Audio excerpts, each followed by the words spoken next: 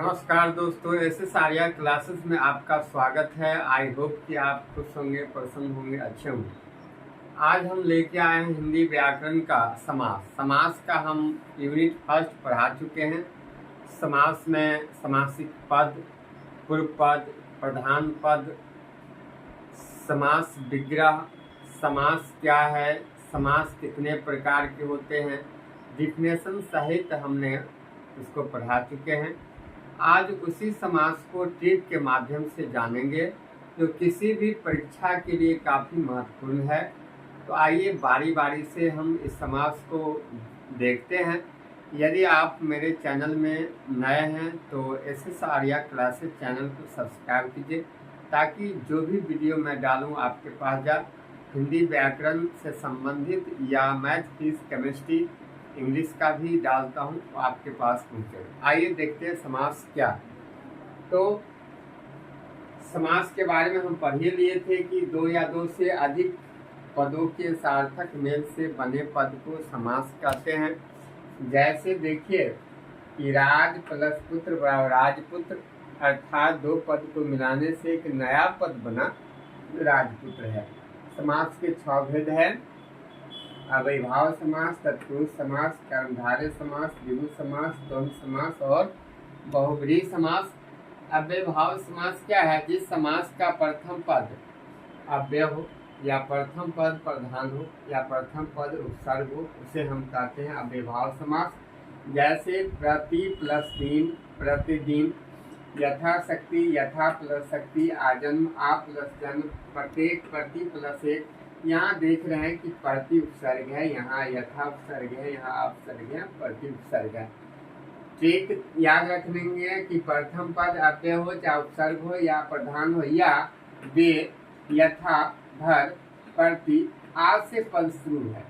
बे से बेअसर, यथा अथ्याशक्ति, यथा संभव, भर पेट भर, तो प्रतिदिन, आजन्म इत्यादि। यदि एक ही शब्द दोहराने पर अव्ययभाव समास होता है, एक ही शब्द बार बार आवे तो अव्ययभाव समास हो जाएंगे।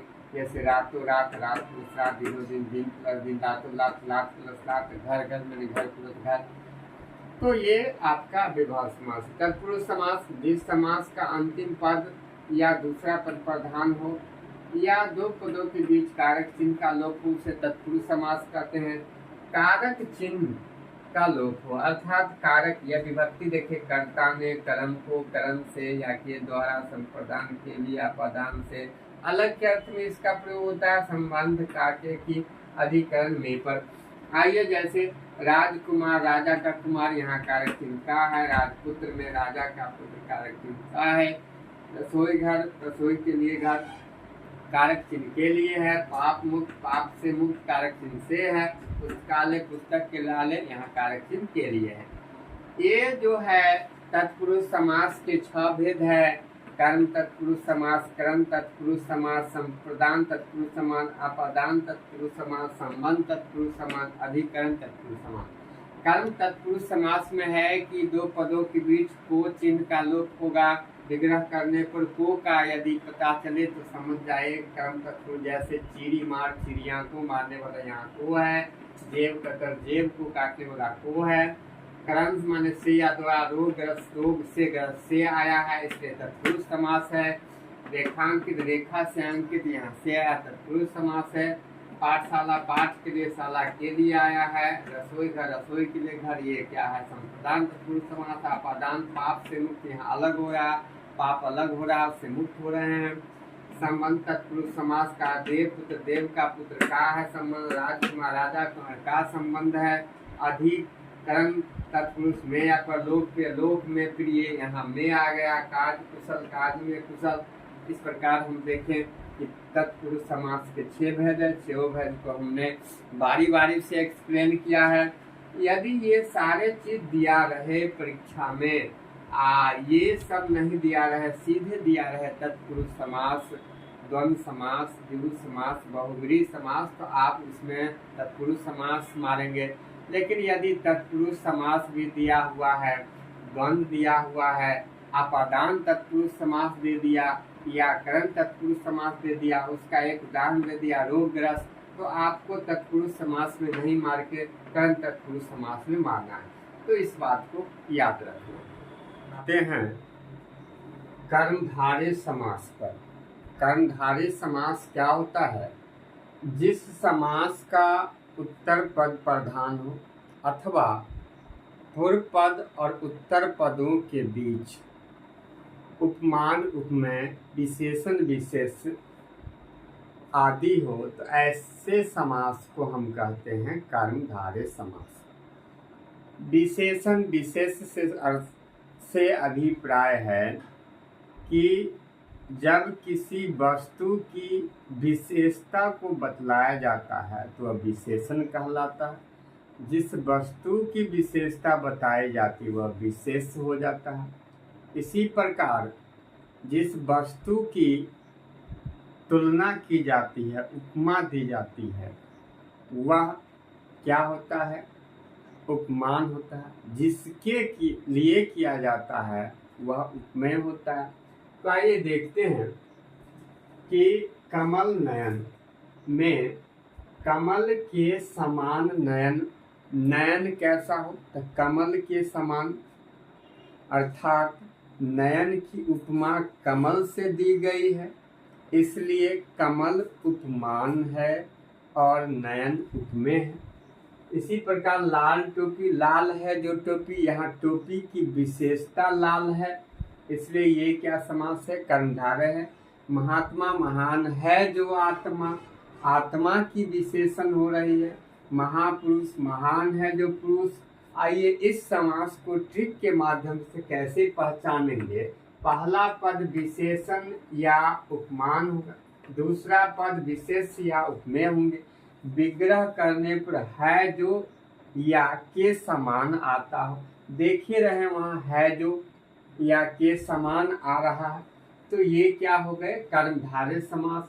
द्विगु समास, द्विगु, द्वि अर्थात दो, दो एक संख्या है। तो जिस समास का पहला पद संख्यावाचक हो उसको हम क्या कहते हैं? द्विगु समास कहते हैं। जैसे चौराहा, चार राहों का समूह, यहाँ चौ माने चार क्या है? संख्या है। त्रिकोण, तीन कोणों का समूह। पंचवटी, पांच बाटों का समूह। नवग्रह, नव ग्रहों का समूह। नवरत्न, नवरत्नों का समूह। एक बात ध्यान दीजिए, यदि नवग्रह मीन्स नौ, नव मीन्स नया हो, नया ग्रह, तो अर्थात यहाँ पर ग्रह का एक विशेषता हो गई। इस कंडीशन में ये हो जाएंगे कर्मधारय समास। अब आइए द्वंद्व समास। जिस समास का दोनों पद प्रधान हो अथवा एक पद दूसरे पद का उल्टा हो, अर्थात पदों का विग्रह करने पर उसमें या और अथवा का लग जाता हो, या दो पद के बीच एक योजक चिन्ह लगा हुआ हो, तो समझ जाना है कि ये द्वंद्व समास है। देखने से ही पता चलता है। लाभ और हानि के बीच योजक चिन्ह है, तो लाभ हानि, लाभ और हानि, पाप पुण्य, पाप और पुण्य, माता पिता, माता पिता, एक दूसरे को उल्टा भी है, पूरक भी है। आग पानी, आ गया पानी, देवासुर, देव या असुर। यहाँ पर योजक चिन्ह नहीं है, फिर भी ये क्या है? द्वंद्व समास है, क्योंकि या आया है। तो इसका भी एक छोटा सा ट्रिक है पहचानने का कि दो पदों के बीच योजक चिन्ह लगा रहे, या उल्टा शब्द हो या पूरक शब्द हो, तो सीधा समझ लेना है कि ये द्वंद्व समास है। बहुब्रीहि समास, जिस समास का कोई पद प्रधान नहीं होगा और विग्रह करने पर कोई तीसरा अर्थ निकलता है, ऐसे समास को बहुब्रीहि समास कहते हैं। लंबोदर, लंबा है उदर, यानी जिसका उदर लंबा हो, अर्थात उसका तीसरा अर्थ गणेश हुआ, इसलिए बहुब्रीहि समास। नीलकंठ, नीला है कंठ जिसका, अर्थात शंकर या महादेव। गिरिधर, गिरी को धारण करने वाले श्री कृष्ण। पीताम्बर, पित्त है जो अंबर जिनका वस्त्र पीला, अर्थात श्री कृष्ण। इस प्रकार हमने देखा कि बहुब्रीहि समास में तीसरा अर्थ निकलता है। ये ट्रिक है कि है जिसका या करने वाला ऐसा दिखे, ये बहुब्रीहि समास होगा। ध्यान रखना, यदि प्रश्न में नीलकंठ हो तथा विकल्प कर्मधारय द्वंद्व बहुब्रीहि तीनों हो तो बहुब्रीहि में चिन्ह लगाएंगे, क्योंकि कर्मधारय भी ये समास है। नीलकंठ यानी कंठ की विशेषता है, नीला है, लेकिन जब बहुब्री भी रहे विकल्प में तो आप इसको बहुब्री लगाएंगे। तो दोस्तों ये किसी भी परीक्षा के दृष्टिकोण से यूपीएससी, बीपीएससी हो, किसी भी कंपटीशन हो, या आपको 8 क्लास से लेकर ग्रेजुएशन एमए तक की पढ़ाई कर रहे हैं, उसमें भी ये समास पूछता है। आप यदि मेरे चैनल पर नए हैं तो ऐसे सारी क्लासेस को आप सब्सक्राइब करें, लाइक करें, ताकि मैं जो भी वीडियो कंपटीशन से लेके जनरल तक मैं पढ़ाता हूँ, Hindi, physics, chemistry, math, English, सब आपके पास पहुँचे। धन्यवाद।